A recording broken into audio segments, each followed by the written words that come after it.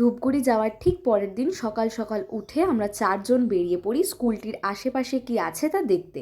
আমি খুব সকালেই উঠে ফ্রেশ হয়ে নিয়েছিলাম এবং স্নানও করে নিয়েছিলাম, আর ওরা সবেমাত্র উঠেই বেরিয়ে পড়েছিল আমার সাথে। তখন খুব সম্ভবত 6টা কি 6:30 বাজে। আর কিছুটা যেতেই আমরা দেখতে পাই এই সুন্দর চা বাগানটা, আর তারই ঠিক পরে শুরু হয়ে যায় বৃষ্টি। এই যে দৌড়ে দৌড়ে আমরা স্কুল যাচ্ছিলাম। তারপর আমরা আমাদের ব্রেকফাস্ট করে নিই। এত সুন্দর ওয়েদারে ফুলকো ফুলকো লুচি আর সিম্পল টেস্টি সাদা আলুর তরকারি আমার ফেভারিট।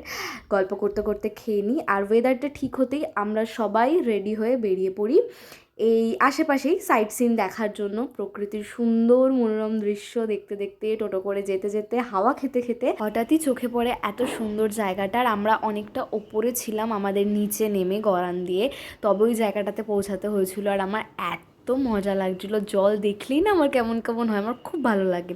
তো তারপরে ওইখান থেকেও বেরিয়ে যাই, বেরিয়ে আবার পৌঁছে যাই একটা চা বাগান, সেখানে একটু ফটোশ্যুট করা হয়। তো এইভাবেই মোটামুটি আমাদের সকালটা কেটে যায়। বিকেলে প্র্যাকটিস ছিল যেটার ক্লিপ নেওয়া হয়নি।